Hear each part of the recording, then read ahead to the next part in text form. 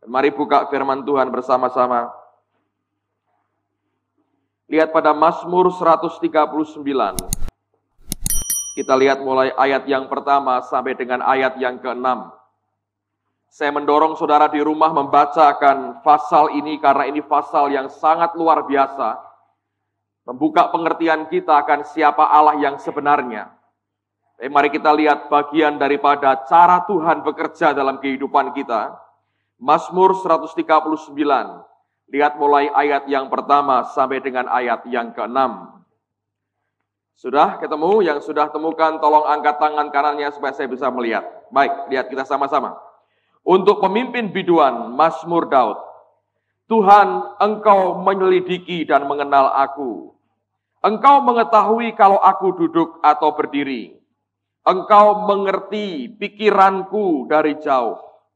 Engkau memeriksa aku kalau aku berjalan dan berbaring. Segala jalanku kau maklumi. Sebab sebelum lidahku mengeluarkan perkataan, sesungguhnya semuanya telah kau ketahui ya Tuhan.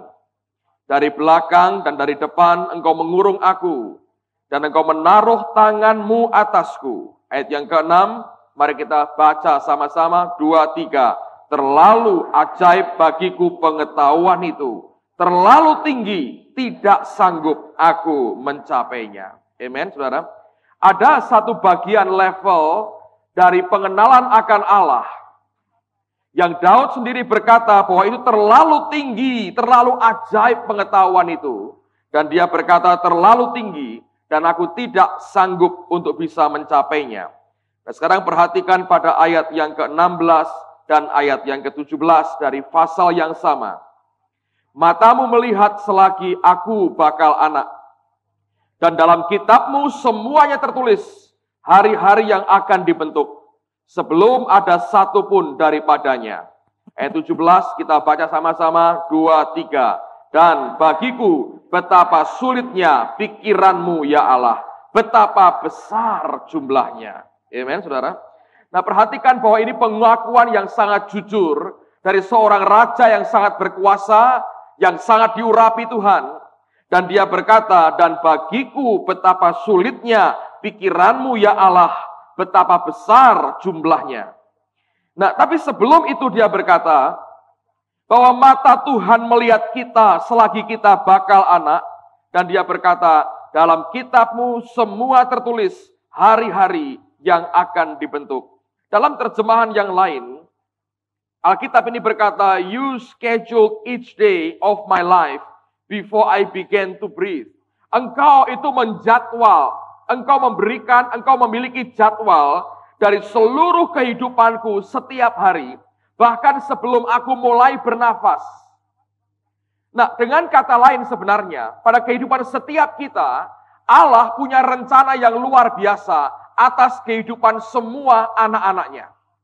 Daud berkata, sebelum aku bernafas, Allah sudah punya jadwal akan hidupku. Dia tahu apa yang dia akan kerjakan, dia mengerti akan semua rencananya, dia punya maksud yang luar biasa, dan dia berkata semua pikiran Tuhan itu sukar untuk dia bisa mengerti. Saudara sekalian, sebagai orang Kristen, saya mau ajak hari ini, mari kita yakini bahwa Allah yang kita sembah tidak kerja tanpa perencanaan yang sempurna. Semua perencanaan yang dari manusia tidak sempurna, tapi semua perencanaan yang dari Allah itu semuanya sempurna adanya. Dan Daud berkata bahkan sebelum dia mulai bernafas, Allah sudah punya rencana atas kehidupannya. Jadwal ilahi atas hidupnya sudah dimiliki oleh Tuhan bahkan sebelum dia mulai bernafas.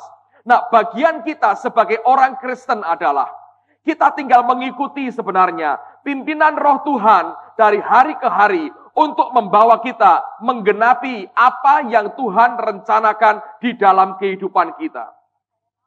Dan saya perhatikan bahwa Allah bergerak dengan suatu waktu yang sangat jelas sekali. Dan dia bergerak dengan suatu momentum Tuhan yang sangat ajaib.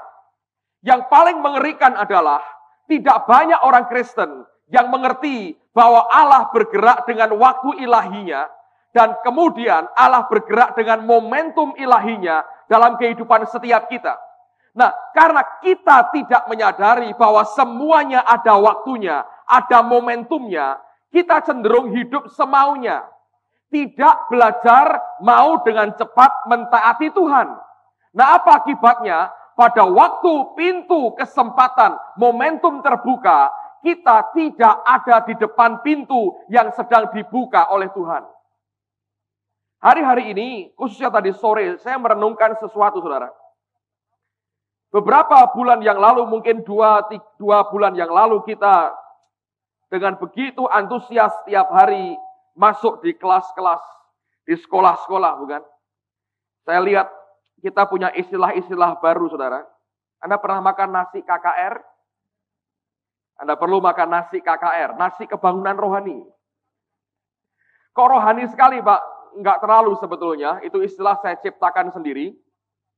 Karena pada waktu kami mulai masuk di sekolah-sekolah, kami pulang sampai siang hari, padahal berangkat pada pagi hari sekali. Jadi kita ini baik sekali, saya minta teman-teman di kantor, tolong siapkan nasi bungkus untuk teman-teman yang masuk ke sekolah-sekolah. Lalu setiap kali pulang dari KKR di sekolah-sekolah, kami berhenti di kantor, disiapkan nasi bungkus dan air putih. Nah itu saya berkata, ini nasi KKR. Ada juga nasi baptisan. Apa itu? Khusus untuk pendeta dan teman-teman yang membantu baptisan. Begitu setiap minggu pagi ada baptisan, Anda akan lihat para pendeta makan pagi dulu, saudara, supaya perutnya tidak kram karena baptis orang, pagi-pagi belum makan. Jadi kita siapkan makan untuk para pendeta, itu nasi baptisan. Dan nasi KKR lebih bermutu dari nasi baptisan, menurut pengalaman saya. Nasi baptisan kurang bergizi rupanya. Nah, tapi dengarkan, kita tidak khotbah soal nasi hari ini. Tapi saya berkata begini, saudara. Saya merenungkan beberapa bulan yang lalu kita masuk di sekolah-sekolah. Dan hasilnya luar biasa, kita tahu sekian ribu pelajar dibawa ke Tuhan. Tapi sebetulnya butuh waktu cukup lama sampai pintu itu terbuka kembali. Dan tidak ada orang yang tahu berapa lama pintu akan terbuka. Saya tahu bagi orang yang tidak peka dengan suara Tuhan dan tidak tercelik mata rohaninya, mereka akan kaget melihat apa yang sedang Tuhan kerjakan dalam hari-hari itu. Amen, saudara. Nah, lihat bahwa Allah bekerja dengan waktu. Semua ada jadwal ilahinya, semua ada aturannya, semua ada momentumnya. Hidup orang Kristen harus benar-benar terbuka mata dan telinganya untuk kita berkata, Tuhan, ini zaman apa? Apa yang sedang kau kerjakan? Kalau kita punya agenda sendiri, tidak sama dengan agendanya Allah, kita akan dalam kesulitan besar. Sebab pada waktu agenda Allah membuka pintu buat kita, agenda kita berkata, agendaku hari ini berkata, aku harus tidur dengan nyenyak. Waktu dia buka pintu, kita tidak bisa masuk pada apa yang Tuhan sediakan buat kita. 2 hari yang lalu saya saat teduh di luar rumah saya, hari masih gelap, saya keluar dari rumah, saya jalan, dan saya merenungkan akan Tuhan, saya bicara dengan Tuhan, saya bermeditasi dengan Allah sendirian. Pada waktu itu Tuhan berkata, engkau tahu bahwa aku bekerja lewat gereja ini, dalam gereja ini, dengan siklus 3 tahunan. Saya berkata, ya Tuhan. Dan dia ingatkan saya 3 tahun pertama adalah masa di mana aku membentuk akan fondasi untuk gereja ini. Setelah 3 tahun berakhir, maka fondasinya tetap, semua perangkat yang tidak dibutuhkan disingkirkan, dan kemudian fondasinya mulai berfungsi. 3 tahun berikutnya kita mengerti bahwa Allah mulai membangun kita, dinaikkan ke atas. Tahun-tahun itu mesbah keluarga dimulai, kemudian utang gereja di bank dan semuanya lunas tahun 96. Setahun kemudian pembangunan gereja ini selesai, dan bahkan Tuhan memberkati kita lebih jauh lagi, diberi berbagai macam perlengkapan, dan kita bisa pakai sampai dengan hari ini. Lalu kemudian Tuhan berkata, mulai 98, 99, sampai 2000, kita masuk pada 3 tahun yang ketiga. Dan Tuhan berkata, ini merupakan tahun di mana kalian akan mengembang, flourish, mekar, begitu luar biasa. Dan kita mulai menyaksikan bahwa Allah memberikan pertumbuhan kepada kita dalam setahun terakhir ini secara ajaib. Dan perhatikan mulai tahun yang lalu, ketika kita mulai masuk 3 tahun yang ketiga, Allah memberikan berbagai tanda yang signifikan sekali. Ada banyak hal yang aneh yang kita alami dan banyak kemurahan Tuhan yang kita nikmati dalam gereja. Lihat bagaimana mungkin Uf Ekman bisa datang di tengah-tengah kita. Mungkin Anda belum tahu sampai seberapa besar dan terkenalnya orang ini. Tapi saya tahu dengan pasti siapa dia sebenarnya. Sejak awal tahun 80-an, saya banyak baca tentang dia.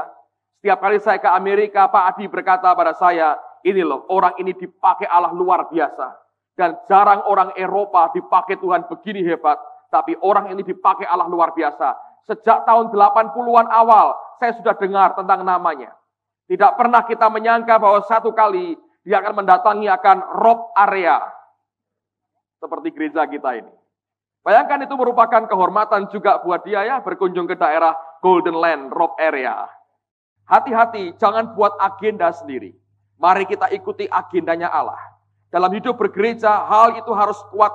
Dalam hidup sebagai pribadi, kita harus mengerti bahwa kita hidup dalam agenda Tuhan. Dan kalau Anda mau belajar mengikuti agenda Tuhan, memahami betul rencana Allah dalam kehidupan kita, hidup kita akan berbeda. Anda akan melihat kemuliaan demi kemuliaan Tuhan nyatakan. Nah, persoalannya adalah tidak banyak orang Kristen yang mau meletakkan agendanya dan mengizinkan agenda Allah yang jalan dalam hidupnya. Nah, malam hari ini saya ingin ajak kita belajar dari hidup orang bernama Paulus. Lihat bagaimana Allah mengubah agendanya, diganti dengan agenda Tuhan. Tapi lihat ujungnya akhirnya, kerinduan hatinya pun dijawab oleh Tuhan. Nah, sekarang mari kita buka firman Tuhan, Kisah Rasul pasal yang ke-9.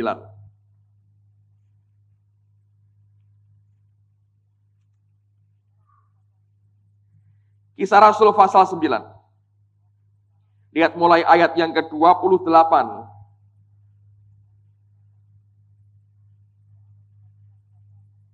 Kalau Anda perhatikan pada ayat yang pertama, judulnya Saulus bertobat. Saulus kemudian menjadi Paulus. Lalu kemudian mulai ayat yang ke-19, judulnya Saulus dalam lingkungan saudara-saudara. Jadi setelah dia bertobat, apa yang terjadi? Lihat pada ayat yang ke-28 dari Kisah Rasul pasal yang ke-9.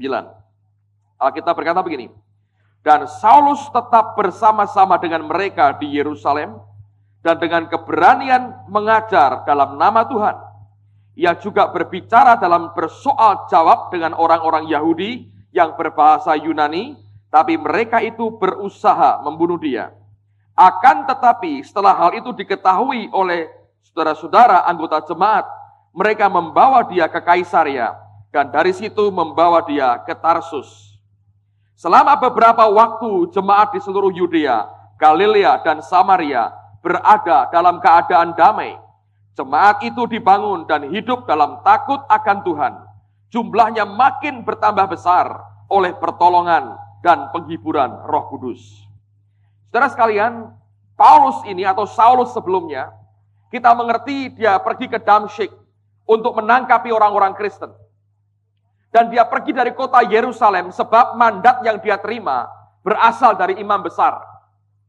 Ketika dia lahir baru dan dia dibaptiskan, dipenuhi dengan Roh Kudus, matanya tercelik kembali. Alkitab mengatakan dengan sangat jelas, langsung dia kembali ke Yerusalem. Saya mengerti bahwa beban hatinya adalah ingin kembali ke Yerusalem, tempat asalnya dia dulu membenci orang Kristen. Kerinduan hatinya ingin berkata, aku ingin beritahu semua teman-temanku bahwa kita salah.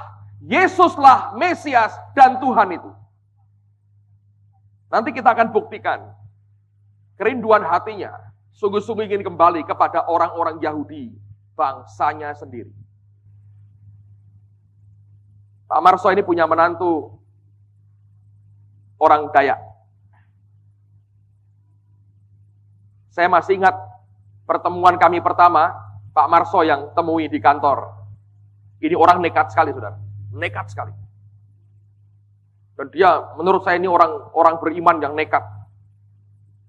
Namanya Martinus, sekarang jadi menantunya. Datang ke Semarang dari Jogja, tidak kenal siapapun. Datang ke sebuah yayasan, berkata, saya mau bergabung dalam pelayanan. Wah, kami nggak terima yang seperti ini. Coba ke kantor Sangakala. Datang ke tempat kami, Pak Marso yang temui, untung tidak langsung diusir. Kalau tidak membuang menantu baik itu, Pak. Dan dia bawa biola. Dia berkata, saya bisa main biola, dan saya pemain musik. Saya punya hati ingin melayani. Dan kami harus bicarakan, belum ada keputusan, dia tidur di terminal, saudara. Sampai akhirnya diterima jadi bagian pemain musik kami. Sekian tahun bergabung, tapi orang yang mengalami seperti Paulus tidak tahan kalau melihat bangsanya, sukunya belum diselamatkan. Singkat cerita, dia pergi dari kami, pamit, dia masuk ke pesat, dia belajar di sana. Dengan tujuan apa? Kembali ke desanya, membawa orang-orang Dayak, sukunya, datang ke Tuhan. Kita bersyukur Pak Tri merintis jalan bagi dia. Sudah dimulai gereja CKI Sungai Yordan. Itu bagian dari pelayanan kita. Dan hari ini Pak Magnus dengan keluarganya artinya anak dan cucunya Pak Marso, menetap di sana dan jadi hamba Tuhan. Baru beberapa hari lalu kembali dari sini, dan saya yakin Tuhan pakai dia. Paulus mengalami yang sama. Begitu dia bertobat lahir baru, batinnya berkata, aku mesti kembali ke Yerusalem. Dari asal di mana aku dulu menganiaya orang Kristen. Dan dia berkata, orang Yahudi mesti terima Tuhan Yesus. Dan dia begitu yakin orang Yahudi adalah umat pilihan Allah. Dia kembali ke Yerusalem. Tapi apa yang terjadi? Di situ dia akan dibunuh. Gereja mengalami ancaman yang luar biasa. Dan yang menyakitkan adalah, pada waktu dia diangkat, ditarik keluar dari Yerusalem. Justru dia keluar dari Yerusalem. Gereja mengalami masa damai. Dengan kata lain, orang berkata, hei Paulus, jangan di Yerusalem. Engkau troublemaker buat kami. Begitu dia ditaruh keluar, dibawa ke Tarsus. Yerusalem damai sekali. Dan mereka bertambah besar oleh karena pertolongan dan penghiburan Roh Kudus. Tapi ingat, hatinya tetap kepada orang Yahudi. Coba lihat akan surat Roma. Saya mau tunjukkan kepada saudara akan berbagai macam statement yang dia nyatakan dalam suratnya. Lihat akan hatinya yang sungguh-sungguh untuk orang Yahudi. Roma pasal 3, ayat yang pertama dan ayat yang kedua. Roma pasal 3, ayat pertama dan ayat yang kedua. Jika demikian, apakah kelebihan orang Yahudi? Dan apakah gunanya sunat? Ayat 2, dia berkata apa? Banyak sekali. Dan di dalam apa? Segala hal. Dengan kata lain dia berkata, kelebihan orang Yahudi itu banyak sekali. Dan dalam segala hal. Pertama-tama, sebab kepada merekalah dipercayakan apa? Firman Allah. Luar biasa. Dia ngerti orang Yahudi harus dibawa datang ke Yesus. Banyak kelebihannya dalam segala hal. Tapi yang pertama-tama, oleh karena kepada mereka dipercayakan firman Allah. Itu yang membuat hatinya berkata, aku mesti bawa orang Yahudi datang kepada Yesus. Lihat pada pasal yang ke-9 sekarang. Dari Roma yang sama. Roma pasal yang ke-9. Lihat ayat yang pertama. Sampai dengan ayat yang kelima. Roma 9, ayat yang pertama sampai dengan ayat yang kelima. Aku mengatakan kebenaran dalam Kristus. Aku tidak berdusta. Suara hatiku turut bersaksi dalam Roh Kudus. Bahwa aku sangat berduka cita dan selalu bersedih hati. Bahkan aku mau terkutuk dan terpisah dari Kristus. Demi saudara-saudaraku, kaum sebangsaku secara jasmani. Sebab mereka adalah orang Israel. Mereka telah diangkat menjadi anak. Dan mereka telah menerima kemuliaan dan perjanjian-perjanjian dan hukum Taurat dan ibadah dan janji-janji.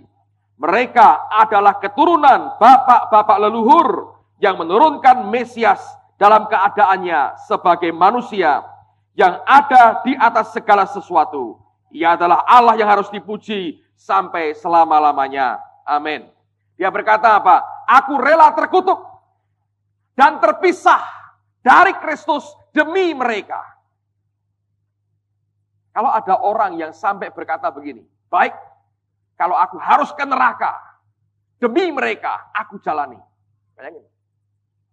Betapa kasihnya kepada orang sebangsanya. Tapi Allah punya cara untuk menyelamatkan mereka. Paulus punya kemampuan. Dia diurapi. Dia punya hati, segenap hati, tulus hati, berani. Waktu dia punya, kesempatan dia ada. Dan dia berkata, semuanya untuk orang Yahudi. Begitu dia masuk Yerusalem, hal yang pertama yang dia tahu, orang Yahudi yang dia kasih mau bunuh dia. Karena dia gereja resah. Begitu dia keluar, gereja tenang. Bayangin, saudara. Pasal 9 dia berkata, aku rela terkutuk demi orang Yahudi, orang-orang sebangsaku. Lihat sekarang pada pasal yang ke-10, pada ayat yang pertama. Apa yang dia katakan di sini? Dia punya pengertian yang luar biasa soal orang Yahudi ini. Pasal 10 ayat yang pertama. Saudara-saudara, keinginan hatiku dan doaku kepada Tuhan ialah supaya mereka diselamatkan. Sebab aku dapat memberi kesaksian tentang mereka, bahwa mereka sungguh-sungguh giat untuk Allah, tetapi tanpa pengertian yang benar. Sebab oleh karena mereka tidak mengenal kebenaran Allah, dan oleh karena mereka berusaha untuk mendirikan kebenaran mereka sendiri, maka mereka tidak takluk kepada kebenaran Allah. Dan dia berkata, keinginan hatiku dan doaku supaya mereka diselamatkan. Oh, dia mau sekali. Anda bisa bayangkan orang yang punya kemampuan, background-nya sama, urapannya luar biasa, pewahyuannya hebat, waktunya ada, hatinya dia punya, hidupnya mau diberi, bahkan taruhan rohnya, neraka pun dia berani. Ini orang yang paling qualified untuk orang Yahudi. Secara pikiran manusia. Tapi Allah punya cara berbeda. Lihat apa yang kemudian dia alami. Kisah Rasul pasal yang ke-18. Inilah puncak dari pergulatannya membawa orang Yahudi kembali kepada Yesus. Kisah Rasul pasal 18. Perhatikan pada ayat yang ke-5 dan ayat yang ke-6. Ketika Silas dan Timotius datang dari Makedonia, Paulus dengan sepenuhnya dapat memberitakan firman, di mana ia memberi kesaksian kepada orang-orang Yahudi bahwa Yesus adalah Mesias. Tetapi ketika orang-orang itu memusuhi dia dan menghujat, ia mengebaskan debu dari pakaiannya dan berkata kepada mereka, biarlah darahmu tertumpah ke atas kepalamu sendiri. Aku bersih, tidak bersalah. Mulai dari sekarang aku akan pergi kepada siapa? Bangsa-bangsa lain. Sekian tahun upayanya membawa orang Yahudi datang ke Tuhan. Yang dia terima cuma umpatan dan hujatan. Dan mereka terus-menerus bermaksud membunuh dia. Anda bisa bayangkan, sekali lagi saya berkata, ini orang yang paling qualified, yang paling punya kemampuan untuk membawa orang Yahudi datang ke Yesus. Tapi itu merupakan pemikirannya, itu hatinya, itu agendanya. Dia belajar, Allah punya agenda tersendiri. Justru orang yang dipandang paling qualified, paling berbobot, paling cocok untuk orang Yahudi, Allah berkata, kamu untuk orang bukan Yahudi. Saudara lihat, ini hal yang kita harus belajar. Pertanyaannya sekarang, bagaimana nasib orang Yahudi? Nah, saya ingin buktikan dengan satu ayat, dan saya bersyukur dengan apa yang Tuhan kerjakan. Buka sekarang Kisah Rasul pasal 21. Nah, Anda harus mengerti, ini merupakan perjalanan Paulus terakhir ke kota Yerusalem. Setelah peristiwa ini, kita tahu dia ditangkap. Lihat ayat yang ke-15 mulai. Kisah Rasul 21 ayat yang ke-15. Sesudah beberapa hari lamanya tinggal di Kaisaria, berkemaslah kami lalu berangkat ke Yerusalem. Ini merupakan kunjungan dia yang terakhir kepada kota yang sangat dicintainya. Bersama-sama dengan kami turut juga beberapa murid dari Kaisaria. Mereka membawa kami ke rumah seorang bernama Manason. Ia dari Siprus dan sudah lama menjadi murid. Kami akan menumpang di rumahnya. Ketika kami tiba di Yerusalem, semua saudara menyambut kami dengan suka hati.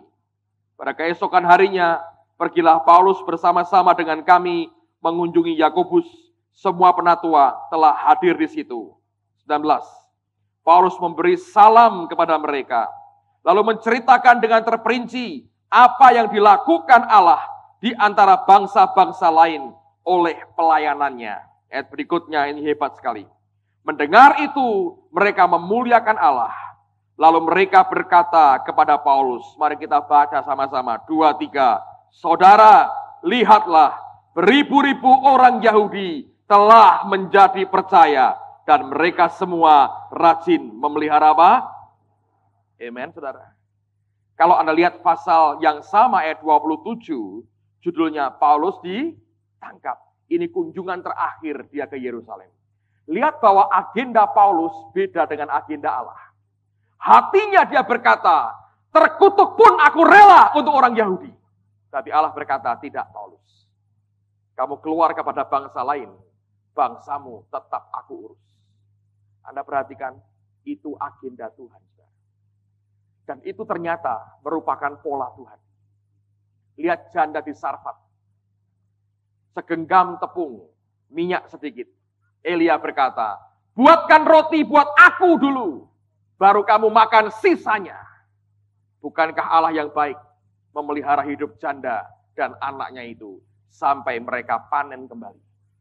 Dan selalu itu merupakan agenda Tuhan dalam hidup kita.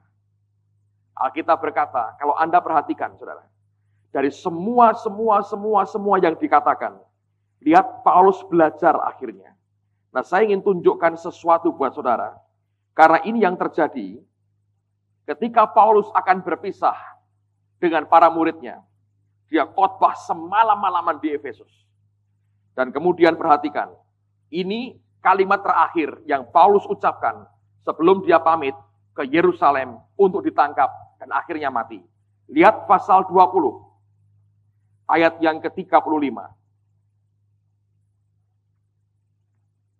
Ini pelajaran yang dia dapatkan. Ini kalimat terakhir yang dia ucapkan sebelum dia tinggalkan mereka. Setelah semalaman dia khotbah habis-habisan. Yang terakhir dia ngomong begini. Dalam segala sesuatu telah kuberikan contoh kepada kamu. Bahwa dengan bekerja demikian kita harus membantu orang-orang yang lemah. Dan harus mengingat perkataan Tuhan Yesus.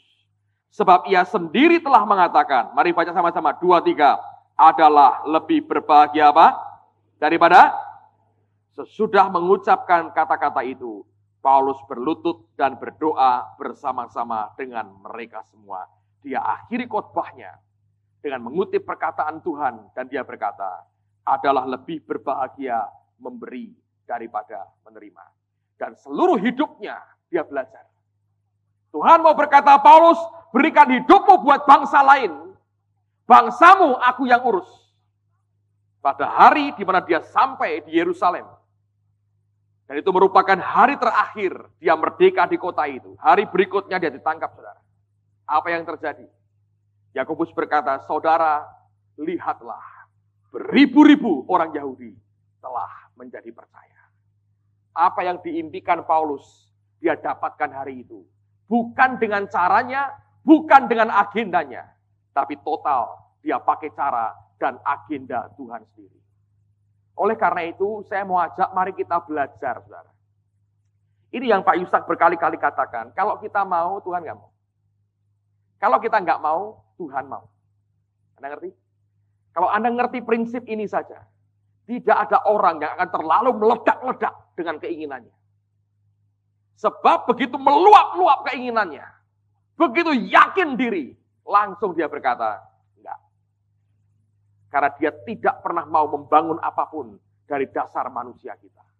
Semua yang dari manusia tidak berguna banyak. Yang dari Allah yang mengerjakan yang luar biasa. Amen, saudara. Dan ini yang harus kita mengerti. Saya berdoa kita memahami akan hal ini. Sebab kalau tidak, kita akan punya agenda sendiri. Kita akan punya semua yang manusia planningkan untuk kita sendiri. Hasilnya apa? Nothing, gak ada apa-apanya. Hidup hanya diwarnai dengan kepahitan. Kita ngatur Tuhan menurut selera kita. Jangan dibalik, biarkan Tuhan mengatur kita menurut seleranya. Dan bukan kita mengatur Tuhan seperti selera kita.